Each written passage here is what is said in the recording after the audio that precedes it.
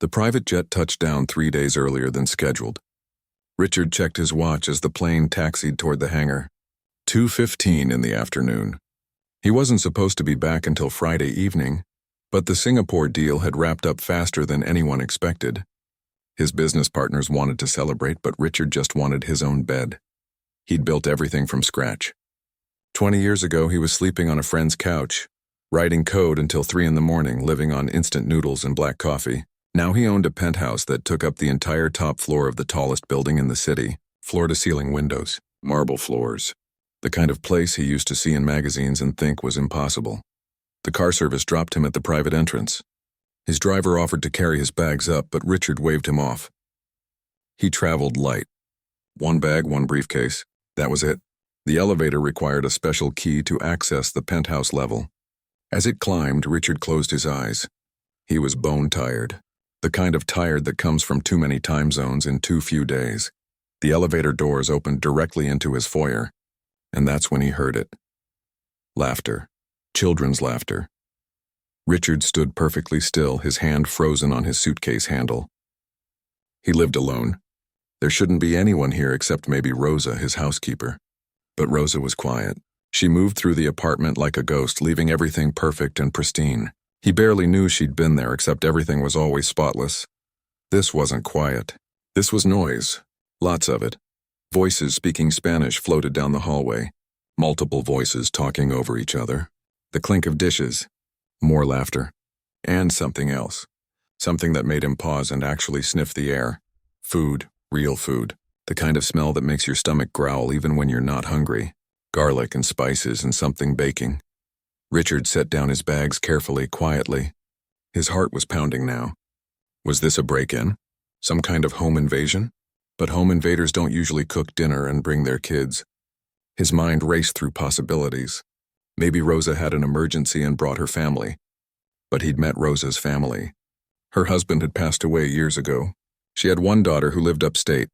He moved down the hallway, his expensive shoes silent on the marble floor. The sounds were coming from the dining room. His formal dining room that he literally never used. He'd bought the table because the interior designer said the space needed it. He'd eaten at it maybe twice in 3 years. It was more like a very expensive piece of furniture than actual furniture. The door was partially open. Richard approached it like he was approaching a business negotiation where he didn't know the other party's position. Careful. Calculating. He reached the doorway and looked inside. For a moment, his brain couldn't process what he was seeing. His dining table was packed. Every single seat was filled, and there were more seats than he remembered. Someone had brought in folding chairs, cheap metal ones that absolutely did not match his $12,000 dining set. There were old people, young people, teenagers, little kids. At least 15 people, maybe more. They were eating, really eating. Not the polite picking at food that happens at business dinners. This was people who were hungry, people who were enjoying their meal. A grandmother type was wiping sauce from a little boy's face. 2 teenage girls were giggling about something. A man with gray hair and tired eyes was eating slowly like he was trying to make it last. And there was Rosa. She stood at the head of the table holding a serving dish. His serving dish. One from a set that had been a gift from a Japanese business partner. She was spooning rice onto plates, smiling, saying something in Spanish that made an older woman laugh. Then she turned toward the kitchen, probably to get more food, and she saw him. Everything happened in slow motion. The serving dish tilted in her hands. Her face went from warm and happy to absolutely terrified in half a second. The color just drained right out. "Mr. Wellington," she said, and her voice cracked on his name. The entire room went silent, like someone had hit a mute button. Every single person turned to look at the doorway, at him. Standing there in his travel clothes, briefcase still in his hand, staring at what looked like a family reunion happening in his apartment. A little girl, maybe 4 or 5 years old, was holding one of his crystal glasses, the fancy ones from Germany that cost $300 each. She was drinking what looked like fruit punch from it. Her eyes went wide when she saw him, and she slowly put the glass down like she'd been caught doing something wrong. The older man stopped eating, his fork halfway to his mouth. The teenagers stopped giggling. The grandmother stopped wiping the little boy's face. Everyone just froze. Rosa set the serving dish down on the table. Her hands were shaking. She clasped them together in front of her, like she was about to pray or beg. "Maybe both. I can explain," she said quietly. Then louder, more desperate. "Please, Mr. Wellington. Please let me explain before you call the police." The police. Richard hadn't even thought about calling the police. He was still trying to understand what he was looking at. His brain was running through scenarios, possibilities, explanations. None of it made sense. He'd trusted Rosa for 3 years. She had the code to his apartment. She had access to everything he owned. In 3 years, nothing had ever gone missing. Not a single thing out of place. She was reliable, quiet, professional. He paid her well, very well. More than market rate because good help was hard to find, and he didn't want to deal with training someone new. And now she was here, in his dining room, with 15 strangers using his dishes, his glasses, his table, his home. Richard opened his mouth to say something, anything, but no words came out. He just stood there, staring at his housekeeper, while she stared back at him with tears forming in her eyes. And 15 people held their breath, waiting to see what the millionaire would do next. Rosa took a shaky breath. Her hands were still trembling, still clasped together like she was holding on to something invisible for strength. Richard noticed she was wearing her usual work clothes, a simple blue shirt and black pants, but there was an apron over it. One he'd never seen before.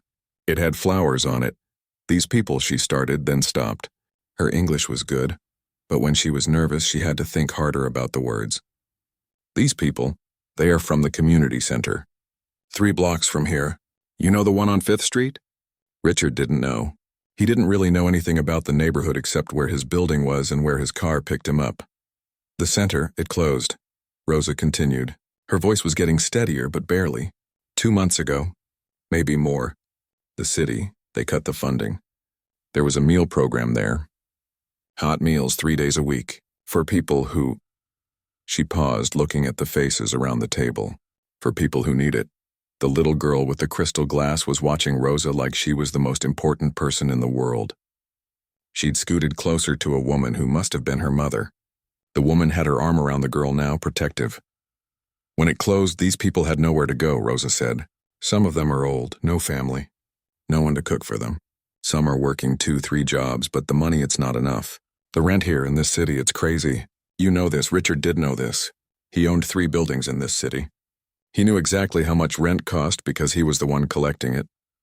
That lady there," Rosa pointed to an older woman with white hair pulled back in a bun. "Her name is Mrs. Chen, she's 78. Her pension is $500 a month. Her medicine costs $300. Her room in a shared apartment is $400. You do the math, Mr. Wellington. She eats or she pays rent. Not both." Mrs. Chen looked down at her plate. She didn't seem embarrassed exactly, just tired, like she'd been through this explanation before, this calculation of not enough. "And him," Rosa gestured to the man with gray hair. "That's Mr. Antonio. He worked construction for 40 years. His back is broken now. Can't work, waiting for disability to come through. It's been 8 months. 8 months of nothing." Mr. Antonio met Richard's eyes. There was no challenge there. No anger, just exhaustion, the kind that settles into your bones and doesn't leave. "The girls," Rosa continued, indicating the 2 teenagers who'd been giggling earlier. "They're sisters.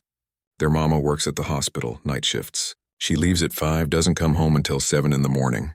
The girls, they're supposed to make dinner themselves, but there's nothing in the house most days. Their mama is choosing between feeding them and keeping the lights on." Richard felt something uncomfortable twisting in his chest. He'd written checks to charities. Big checks. The kind that got his name on buildings. But he'd never actually seen the people those charities were supposed to help. They were always abstracts, numbers, tax deductions. These weren't abstracts. These were people eating off his plates in his dining room. "I know I shouldn't have done this," Rosa said, and now the tears were actually falling. She wiped at them quickly, embarrassed. "I know this is your home. Your private space. Your things. I had no right. No permission." She looked around the table at all the faces watching her, then back at Richard. "But 6 weeks ago I saw that little girl." She pointed to the child with the crystal glass. "Her name is Elena, she's 5 years old. I saw her and her mama going through the trash behind the grocery store on my way home from work. Looking for food. They were looking for thrown-away food that was still good enough to eat." The mother, Elena's mother, closed her eyes. A single tear rolled down her cheek. She pulled her daughter closer. "And I thought about this apartment," Rosa said, her voice breaking. "I thought about this big, beautiful apartment that's empty all the time. I thought about this table that never gets used. These dishes that just sit in the cabinet. This kitchen that's bigger than my whole apartment and nobody cooks in it except me. And I'm just making one meal for one person who's usually not even here to eat it." She was crying harder now, but she didn't stop talking. "I thought about all this food I buy for you that goes bad because you're traveling, all these groceries that end up in the trash. And I thought about Elena and her mama in the actual trash looking for food. And I just couldn't anymore." The room was so quiet Richard could hear the clock ticking in the hallway. One of those expensive antique clocks he'd bought at an auction. "So I started bringing people here," Rosa said. "Just on Tuesdays and Thursdays. Days you're never home. I made sure everything was always perfect when you came back. I used my own money for the extra groceries. I never took anything from you except the space. And the dishes. And I'm sorry. I'm so sorry." She wiped her face with her apron, the one with flowers that wasn't his. "I was going to stop," she said quietly. I knew it couldn't last. I knew eventually you'd find out or something would happen. But I just kept thinking, one more week. Let them eat one more week. Let Elena have one more meal where she's not going through garbage." Rosa looked at him directly now. Really looked at him. "You can fire me. You should fire me. You can call the police if you want. I broke your trust. I used your home without permission. These people will leave right now. We'll clean everything. You'll never know we were here." Richard still hadn't said a word. He was still holding his briefcase. He felt like he'd walked into the wrong apartment. Like he'd stepped into some alternate version of his life where nothing made sense. He looked at the table again. Really looked this time. At Mrs. Chen with her medication math. At Mr. Antonio with his broken back. At the two sisters whose mother worked night shifts. At Elena, 5 years old, who'd been looking for dinner in a dumpster. At Rosa, who'd risked everything to feed them. How many people usually come? He heard himself ask. Rosa blinked. That clearly wasn't the question she was expecting. "What?" she said. "How many people? You said these are from the community center. How many people usually show up?" Rosa looked confused. Scared and confused. "It depends. Sometimes 12. Sometimes 20. Maybe more. Word got around, you know? People tell people." Richard set down his briefcase. He walked into the room. Everyone tensed up, like they were expecting him to start yelling or throwing them out. He pulled out the one empty chair at the table, one of the folding ones. It wobbled a little when he sat down. "I'm gonna need a plate," he said. Nobody moved. For about 5 seconds, everyone just stared at Richard sitting there on the wobbly folding chair like he'd grown a second head. Rosa recovered first. "Mr. Wellington, you don't have to—" "A plate," Richard repeated. "Unless you're planning to let me starve." He said it deadpan, no smile, and for a second Rosa looked even more terrified. Then she saw the tiniest hint of something in his eyes. Not quite a joke, but not serious either. She practically ran to the kitchen. The table was still frozen. Mrs. Chen had her fork hovering in the air. Mr. Antonio had stopped chewing. The two teenage sisters were looking at each other like they were trying to figure out if this was real or if they'd somehow imagined it. Little Elena whispered something to her mother in Spanish. Her mother whispered back, also staring at Richard. Rosa came back with a plate. One of the everyday ones, not the fancy china. Her hands were still shaking as she set it in front of him. Then she brought the serving dish and spooned rice onto his plate. Then some kind of chicken that smelled incredible. Then beans. Then a salad. "Thank you," Richard said. Rosa just nodded. She looked like she might pass out. Richard picked up his fork. Everyone was still watching him. He took a bite of the chicken. It was good. Really good. Better than most of the restaurant food he ate on his business trips. He took another bite. "This is excellent," he said to Rosa. "Is this your recipe?" "My grandmother's," Rosa said quietly. "From back home." Richard nodded and took another bite. Slowly, very slowly, the other people at the table started eating again. The tension didn't disappear, but it got a little quieter, a little less sharp. Mrs. Chen was the first one to speak. "You have a beautiful home," she said in accented English. She had a soft voice, the kind that made you lean in to hear better. "Thank you," Richard said. Then, because he didn't know what else to say, he added, "It's too big for one person." "That's what I always tell him," Rosa said. and there was the smallest hint of her normal self in her voice. The Rosa who sometimes muttered about how nobody needed 4 bathrooms when they lived alone. Mr. Antonio cleared his throat. "We'll clean up good when we're done. You won't even know we were here." Richard looked at him. Really looked at him. The man's shirt was clean but worn. The kind of worn that comes from being washed 100 times, dried in the sun because dryers cost quarters at the laundromat. His hands were rough, calloused. Working hands that couldn't work anymore. "Rosa said you did construction," Richard said. Mr. Antonio nodded. 42 years. Started when I was 16. Built half the buildings in this city probably. Probably built this one, Richard said. Nah, this one was before my time. But I worked on the one next door. The one with the green glass. They talked about buildings for a few minutes. Mr. Antonio knew things about construction that Richard had never thought about. How the foundation was laid. Why certain buildings could handle high winds better than others. The man's whole face changed when he talked about it. The exhaustion lifted a little. He looked proud. One of the teenage sisters, the older one, finally spoke up. "We really didn't mean to intrude, sir. Rosa told us your place was safe. That you were a good person. We wouldn't have come otherwise." "What are your names?" Richard asked. "I'm Diana. This is my sister, Lucia." "And you're in school?" "Yes, sir. I'm a junior." "Lucia's a freshman. What do you want to do after you graduate?" Diana looked surprised by the question. Like nobody had asked her that in a while. "I want to be a nurse. Like my mama.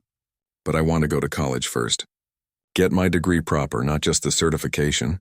"That's a good goal," Richard said. "Can't afford it, though," Diana said matter-of-factly. Not bitter, just honest. "Mama says maybe community college. If we can save up." Richard nodded slowly. He was doing math in his head. The kind of math he was good at. Numbers and possibilities and solutions. Elena, the little girl, had been quiet this whole time. But now she tugged on Rosa's sleeve and whispered something. Rosa smiled for the first time since Richard had walked in. "She wants to know if you're a king," Rosa translated. Richard almost laughed. Almost. "Why does she think I'm a king?" "Because you live in a castle in the sky," Rosa said. "That's what she calls this building.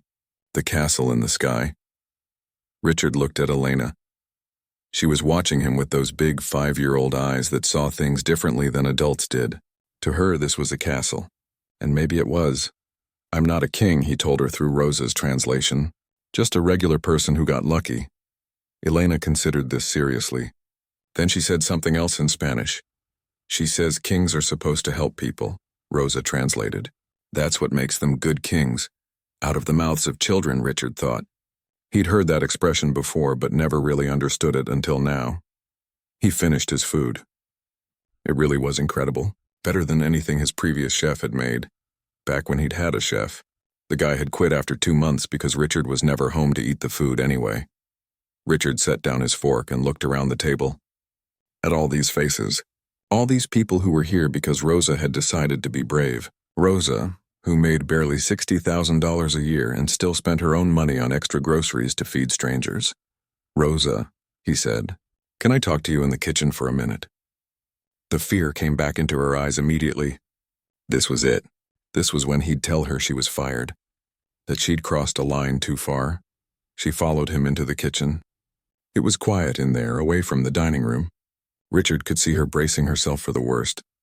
"I need you to be honest with me," Richard said. "And I need you to think about your answer." "Yes, sir," Rosa whispered. "If I gave you a budget, a real budget, how many people could you feed? Not just Tuesdays and Thursdays. Every day. How many people in this neighborhood need this?" Rosa's mouth opened, then closed, then opened again. What? Answer the question. "How many people?" "I don't. Maybe 50? Maybe more? I don't know exactly, but the center used to serve about 70 people regularly before it closed." "And you could coordinate that? Run a program like that?" Yes, I think so. But I don't understand." Richard pulled out his phone. He opened up his notes app and started typing. "Tomorrow morning, you and I are going to meet with my lawyer. We're going to set up something proper, legal, a real program. Maybe we reopen the community center. Maybe we do something different. But whatever we do, we're doing it right." Rosa just stared at him. A tear rolled down her cheek, then another. "You're not firing me." she whispered. Richard looked at her. This woman who had risked everything to feed hungry people, who had seen a need and filled it even though it could have cost her everything. Fire you? He said. Rosa, I'm promoting you. Rosa couldn't stop crying. The good kind of crying, but still. She kept wiping her face with her apron and apologizing and crying some more. Richard stood there awkwardly, never quite sure what to do when people cried. In business, people didn't cry. Or if they did, they left the room first. I'm sorry, Rosa kept saying. I'm sorry, I just can't believe. It's fine, Richard said. Take your time, but they didn't really have time. There were still 15 people in his dining room, who probably thought he was in here firing their friend. He could hear the murmur of worried voices carrying from the other room. We should go back out there, he said. They're probably scared. Rosa nodded and took a deep breath. She wiped her face one more time. Okay, I'm ready. They walked back into the dining room together. Everyone went quiet again, watching. Elena had climbed into her mother's lap. Mrs. Chen had her hands folded like she was praying. Mr. Antonio looked resigned, like he'd seen enough of life to know that good things usually didn't last. Richard cleared his throat. Public speaking was normally easy for him. He'd given presentations to rooms full of investors, pitched ideas to billionaires, spoken at conferences with thousands of people watching. But somehow talking to these 15 people in his dining room felt harder. So, he started, I owe all of you an apology. That got their attention. Confused attention, but attention. I've lived in this building for 5 years, Richard continued. 5 years in this neighborhood. And I didn't know the community center had closed. Didn't know there were people 3 blocks away who were going hungry. I should have known. That's on me. Diana, the teenage girl who wanted to be a nurse, shook her head. That's not your fault, sir. You're just one person.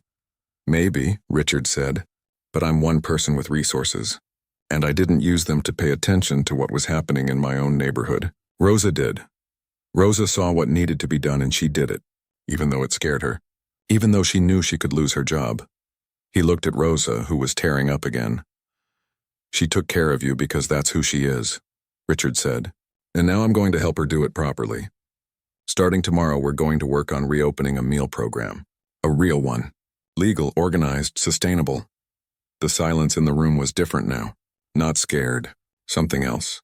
Hope, maybe. The fragile kind that's afraid to believe. I own the building next door, Richard said. The one with the green glass that Mr. Antonio helped build. The ground floor has been empty for 2 years. I've been trying to find a commercial tenant, but nothing's worked out. Instead, we're going to turn it into a community kitchen and dining space. Mrs. Chen made a small sound. Her hand went to her mouth. It'll take a few weeks to set up properly, Richard continued. Permits, inspections, all that bureaucratic stuff. But in the meantime, we'll keep doing this. Here, if that's okay. Tuesdays and Thursdays like Rosa's been doing. Except now it's not a secret. Mr. Antonio spoke up, his voice rough. Why would you do this? You don't know us. You don't owe us anything. It was a fair question. Richard had asked himself the same thing in the kitchen, doing the math in his head. He could write a check to some charity and never think about it again. That would be easier, cleaner, less complicated.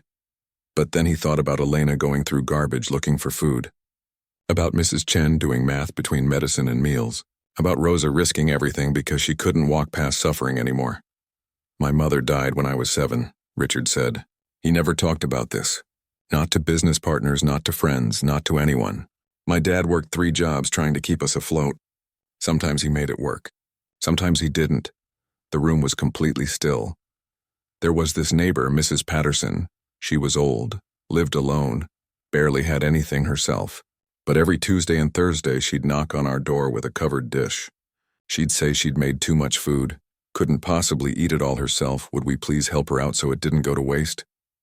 Richard smiled at the memory. I believed her for years. Thought she was just bad at estimating portions. I was a kid. I didn't understand. But my dad knew. He knew she was going without dinner those nights so we could eat. And he'd try to refuse, but she'd get offended. Said it was an insult to refuse a neighbor's hospitality. Diana was crying now too. So was Elena's mother. Even Mr. Antonio's eyes looked suspiciously wet. Mrs. Patterson died when I was 13, Richard said. I never got to thank her properly. Never got to pay her back. So maybe this is me paying forward. Or maybe I'm just tired of living in a castle while people go hungry 3 blocks away. Either way, we're doing this. Rosa walked over and hugged him, just straight up hugged him right there in front of everyone. Richard stiffened for a second, then awkwardly patted her back. Physical affection wasn't really his thing, but he was learning. After that, things got a little chaotic. In a good way. Everyone wanted to help. Mrs. Chen knew about organizing meal programs from her days volunteering at a church. Mr. Antonio started sketching ideas on a napkin for how to lay out the kitchen space. The teenage sisters offered to help serve food and clean up. Elena drew a picture of a castle with a big table in it. They talked for 2 hours. About logistics and schedules and what kind of food people needed.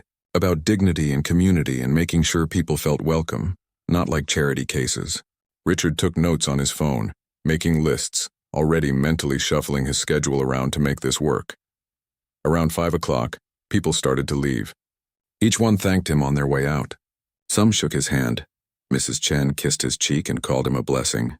Elena gave him the drawing of the castle.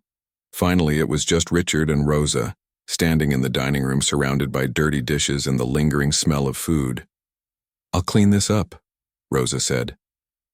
"Get everything back to normal." "Normal," Richard repeated. He looked around at the mismatched chairs, the used dishes, the evidence that his perfect, pristine apartment had actually been lived in for once. "You know what? I don't think I want normal anymore," Rosa smiled. A real smile this time, not a scared one. "Me neither. Go home," Richard told her. "It's late. We'll deal with the dishes tomorrow, and Rosa, bring your daughter to the lawyer meeting. I want to hire her too. We're going to need help running this thing." Rosa started crying again. Happy tears, but still. Richard was definitely going to have to get used to people crying. After she left, Richard stood alone in his apartment. His castle in the sky.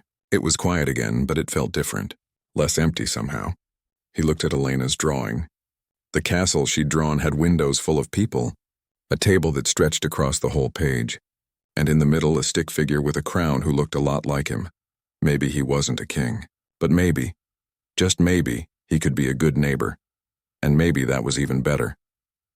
6 months later, Richard stood at the entrance of the new community center and still couldn't quite believe it was real. The space had transformed completely.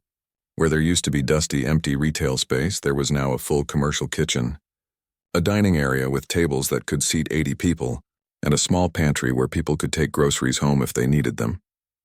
The sign above the door read, "Patterson Community Kitchen." Named after Mrs. Patterson, the neighbor who'd fed him all those years ago. It felt right. Rosa came up beside him holding a clipboard. These days she always had a clipboard. She'd gone from housekeeper to program director, and she'd taken to it like she'd been doing it her whole life. Turned out she was incredible at organizing people and solving problems. Richard had tripled her salary and she'd still tried to argue it was too much. "We're ready," she said. "Doors open in 10 minutes. It was their official grand opening. The soft opening had been 2 months ago. Just quiet dinners 3 times a week to work out the kinks. But today was the big public launch. There were reporters coming, city council members, other business owners who wanted to see what Richard had built. He was nervous, which was stupid. He'd given presentations to rooms full of hostile investors. He'd negotiated deals worth millions of dollars. But this felt different. This mattered in a way those things never had. "You okay?" Rosa asked. "Yeah," Richard said. "Just thinking." "About what?" "About how 6 months ago I came home early from a trip and found my dining room full of strangers. And now look at us," Rosa laughed. "Best worst day of my life. I was so sure you were going to fire me." "I should have," Richard said, but he was smiling. "What you did was completely against the rules." "Sometimes rules need breaking," Rosa said. The first people started arriving before they officially opened. Word had spread through the neighborhood fast. Mrs. Chen came in with 3 other elderly people from her building. Mr. Antonio showed up with his wife, who Richard hadn't met before. She'd been working double shifts at a call center and couldn't make the original dinners. Diana and Lucia came with their mother, who had the day off and wanted to see what her daughters had been talking about for months, and Elena. Little Elena, who'd been eating from a crystal glass 6 months ago. She ran straight to Richard and hugged his legs. Her mother apologized, but Richard waved her off. He was getting better at the physical affection thing. "Did you bring the picture?" he asked Elena in his terrible Spanish. Rosa had been teaching him. He was bad at it, but he was trying. Elena nodded and pulled a folded paper from her pocket. Another drawing. This one showed the new community center with people going in and out, stick figures with happy faces. She'd drawn him again, still with a crown, but this time he was holding hands with other people in a circle around the building. "It's perfect," Richard told her. "Can I keep it?" Elena nodded seriously, like she was bestowing a great honor, which in a way she was. The reporters showed up right on time. Richard gave them the tour, explained how the program worked. They served hot meals 3 times a week free of charge. No questions asked, no proof of income required. If you showed up, you ate. They also had the pantry stocked with basics. Rice, beans, pasta, canned goods. People could take what they needed. One reporter asked the question he'd been expecting. "Why do this? You're a successful businessman.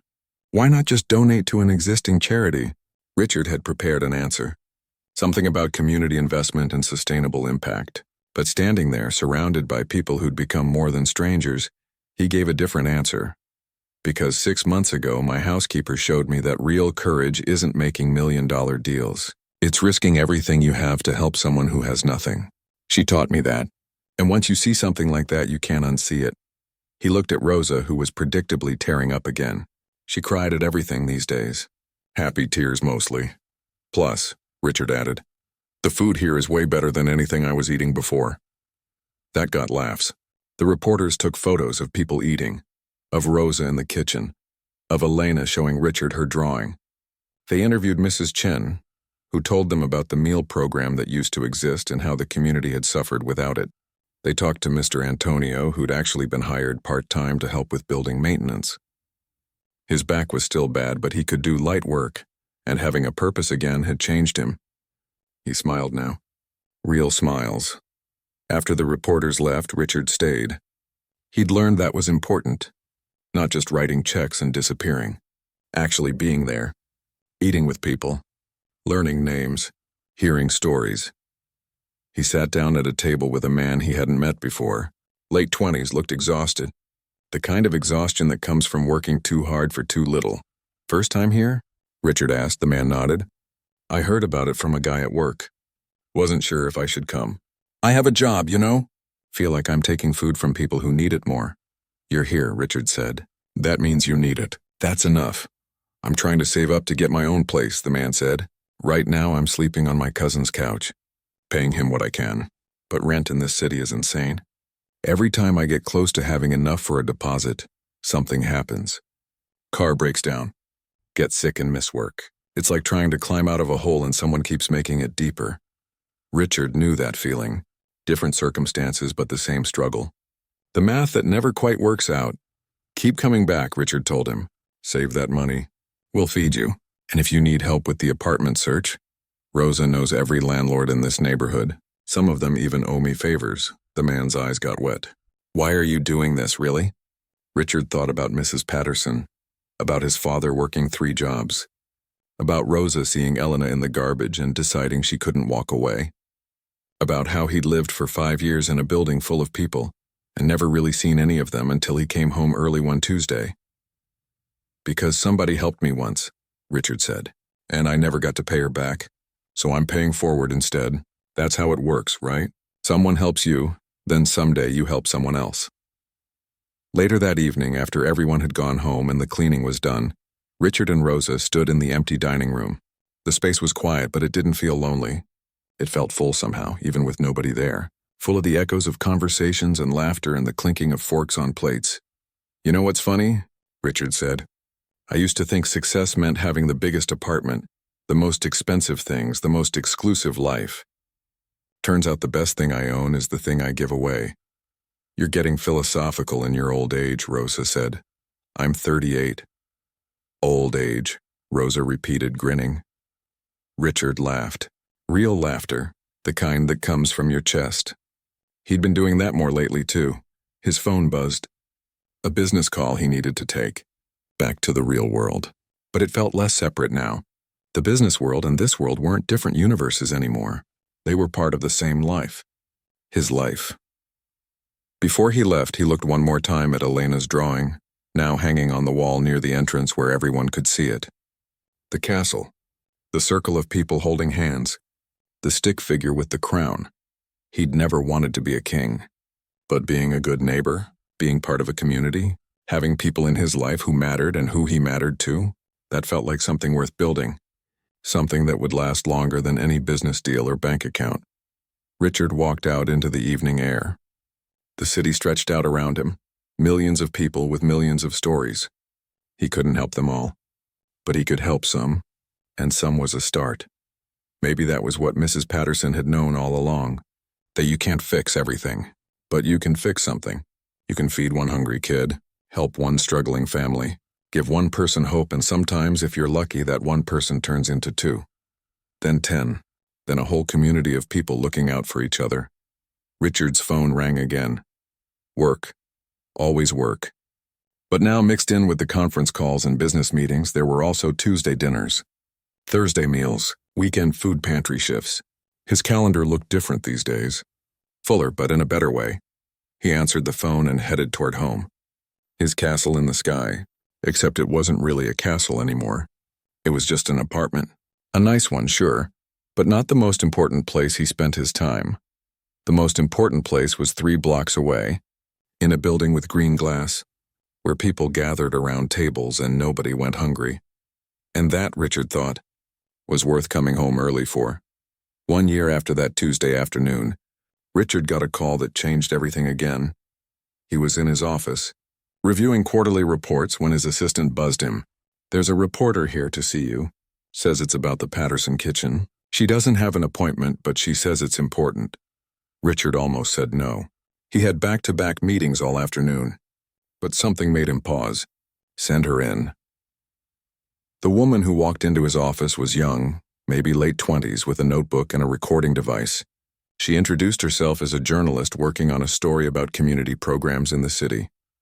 "I'll be honest with you, Mr. Wellington," she said after sitting down. "I've been investigating the Patterson kitchen for 3 weeks now. I wanted to find the catch." Richard raised an eyebrow. "The catch?" "Yeah, you know. Rich guy starts charity program, there's always a catch. Tax write-off, publicity stunt, political ambition, something." "And did you find one?" Richard asked. The reporter shook her head slowly. "No, and that's why I'm here. I interviewed 47 people who use your program. Talked to your staff. Looked at your finances. This thing is costing you about $200,000 a year out of pocket, and you're not getting anything back. No tax benefits that wouldn't be easier to get other ways. No publicity. You've actually turned down most interview requests. So I have to ask, why?" Richard leaned back in his chair. He'd been asked this question 100 times in the past year, and he still didn't have a perfect answer. "You ever have a moment that just changes how you see everything?" he said. "Like one day you're living your life one way and then something happens and you can't go back to seeing things the way you used to?" The reporter nodded, pen poised over her notebook. "I came home early from a business trip and found my housekeeper feeding 15 hungry people in my dining room.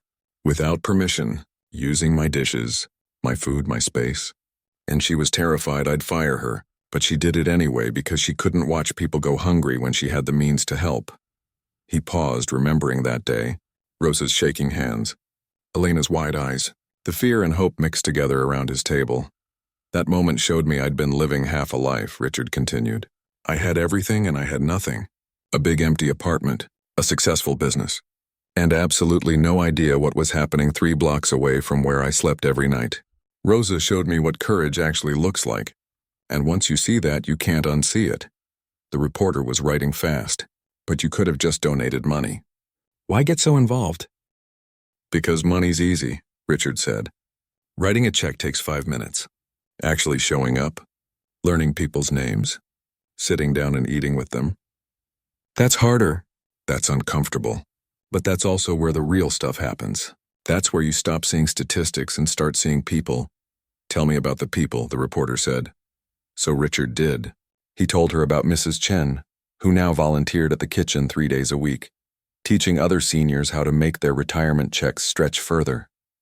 About Mr. Antonio, who'd finally gotten his disability approved and now worked part-time, maintaining both the community center and Richard's building. About Diana, who'd just gotten accepted to nursing school with a full scholarship that Richard may have quietly helped arrange. He told her about the man who'd been sleeping on his cousin's couch, who now had his own apartment and came back every week to volunteer, about the single mother who'd been working 3 jobs and was now down to 2, because she didn't have to choose between feeding her kids and paying rent anymore. And he told her about Elena, who was 6 now and wanted to be a chef when she grew up, who'd stopped having nightmares about being hungry, who drew pictures of tables full of food and gave them to everyone she met. "These aren't charity cases to me," Richard said. "They're my friends, my neighbors, my community. And yeah, I have more money than they do, but that's just an accident of circumstance. They have things I need just as much as I have things they need." "Like what?" the reporter asked. Richard thought about Tuesday dinners, about Rosa teaching him to cook her grandmother's recipes, about Mrs. Chen explaining the history of the neighborhood, stories that went back 50 years, about Mr. Antonio teaching him how to fix a leaky faucet because you can't go through life not knowing basic skills, boss. Perspective, Richard said. Connection. Purpose. A reason to come home that's not just an empty apartment. They gave me a life. A real one. Not just an existence. The reporter stopped writing and looked at him. Really looked at him. "You know this is going to sound crazy in print, right? Millionaire says poor people made him rich. People are going to think you're either lying or insane." Richard laughed. "Let them think what they want. I know what's true. A year ago I had a lot of money and no life. Now I have both. You do the math on which version is better." The article came out 2 weeks later. It was fair, honest, and somehow made Richard sound both completely normal and slightly crazy at the same time. But the reporter had gotten it right. She'd captured what the Patterson kitchen actually was, not what people assumed it must be. The article went viral. Suddenly, Richard's phone was ringing off the hook. Other wealthy people wanting to know how to set up similar programs. Churches asking for advice. City officials wanting to partner. Even some celebrities wanting to get involved, though Richard was cautious about that. He didn't want this to become a trendy thing that disappeared when the next cause came along, but the weirdest call came from his father. Richard hadn't spoken to his dad in almost 5 years. They'd had a falling out over something stupid, the way families do. Pride and stubbornness on both sides. But his father had seen the article. "Your mother would have been proud," his dad said. His voice was gruff, emotional in that way men get when they're trying not to cry. "What you're doing?" She would have loved it. Richard felt something crack open in his chest. "Dad, Mrs. Patterson would be proud too," his father continued. "You named it after her. She knew, you know. Knew you'd figured out she wasn't actually making too much food. She told me once that she hoped you'd remember her kindness someday. Pass it on." "I'm trying," Richard said quietly. "You're doing more than trying, son. You're actually doing it." They talked for an hour, made plans for his father to visit to see the kitchen, to meet Rosa and Mrs. Chen and Elena, to be part of this thing Richard had built. After he hung up, Richard sat in his office for a long time. The quarterly reports were still on his desk, ignored. The business was doing fine. Better than fine, actually. Turned out when you treated your employees like the people at the Patterson kitchen treated each other, they worked harder, stayed longer, cared more. Who knew? His phone buzzed. A text from Rosa. "Tuesday dinner tonight. Elena made you something. Says it's a surprise. Don't be late." Richard smiled and started packing up his briefcase. The reports could wait until tomorrow. Right now, he had somewhere more important to be. As he left his office, he passed by the framed article on his wall. The reporter had ended it with a quote from him. "Success isn't about how much you accumulate. It's about how much you circulate. Money, kindness, hope, community. The more you give away, the more you have." Richard had been worried it sounded too philosophical, too preachy. But reading it now, he realized it was just the truth.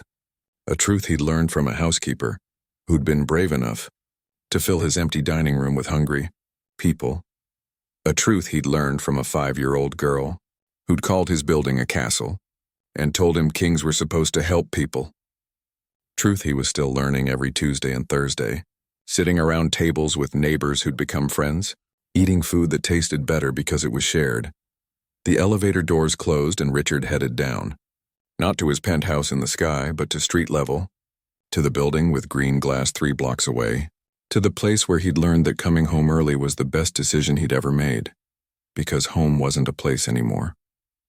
It was people, and he was heading there right now.